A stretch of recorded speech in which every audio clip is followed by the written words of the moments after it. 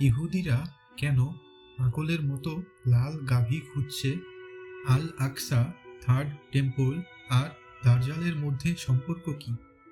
এই ভিডিওতে জানবেন লাল গাভীর রহস্য, শেষ জামানার আলামত, কেন এটাকে বলা হচ্ছে মহাযুদ্ধের কাউন্টডাউন। আমরা এগিয়ে যাচ্ছি এক মালহামার দিকে। পাগলের মতো লাল গাভী খুঁজে বেড়াচ্ছে ইহুদিরা, পৃথিবীর এই প্রান্ত থেকে ওই প্রান্ত। হেন জায়গা বাদ নেই যেখানে তারা লাল গাভী না খুঁজে থেকেছে। এখনো খুঁজেই চলছে। যতক্ষণ না খুঁজে পাচ্ছে তারা খোঁজা বন্ধ করবে না। ইহুদিদের কাছে লাল গাভী এমন এক খাজানা যার মূল্য তাদের কাছে গোটা দুনিয়ার চাইতেও বেশি। কিন্তু কেন? ইহুদিদের ধর্মগ্রন্থে বলা আছে কিয়ামতের আগে তাদের একজন মাসিহ আসবে, যাকে মুসলমানেরা বলে দাজ্জাল। এই দাজ্জালের আগমনের পূর্বে ইহুদিদের 3টা শর্ত পূরণ করতে হবে। শর্ত 3টি হচ্ছে: 1. একটি ইহুদি রাষ্ট্র গঠন করতে হবে। 2.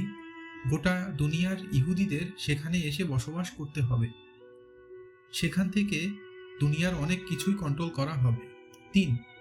আল আকসা ভেঙে সোলাইমানি মন্দির বানাতে হবে, যেটাকে বলা হবে থার্ড টেম্পল। এই 3টি শর্তের মধ্যে প্রথম 2টি দ্বিতীয় বিশ্বযুদ্ধের পর ওরা পূরণ করে ফেলেছে। এখন বাকি শুধু তৃতীয় শর্ত। এটা পূরণের জন্যই গোটা দুনিয়ায় চষে বেড়াচ্ছে লাল গাভীর জন্য।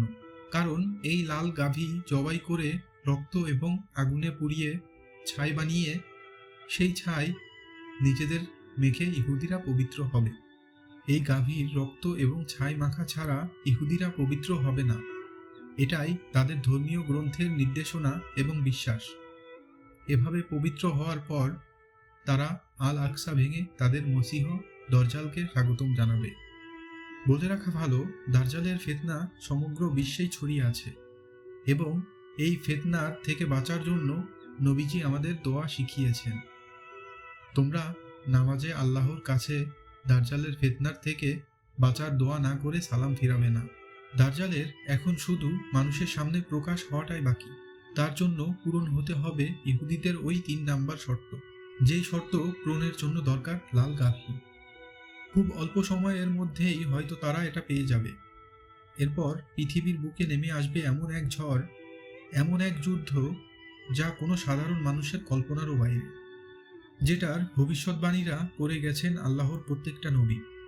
যেই সময়ের কথা ভেবে সাহাবীরা আতঙ্ক ছিল। সেই মহাকাব্যিক সময়ে লড়াইয়ের জন্য আল্লাহর এক দল সৈনিক প্রস্তুত যুগ যুগ ধরে। ইহুদিদের 3 নম্বর শর্ত পূরণ হয়ে গেলেই পৃথিবীর মানুষ দেখবে এক মহাযুদ্ধ। আর মাত্র এক ধাপ, এর পরপরই শুরু হবে পৃথিবীর ইতিহাসের সবচেয়ে আলোচিত মহাযুদ্ধ। আল্লাহ আমাদেরকে দাজ্জালের ফিতনা হতে সবাইকে রক্ষা করুন। আমিন।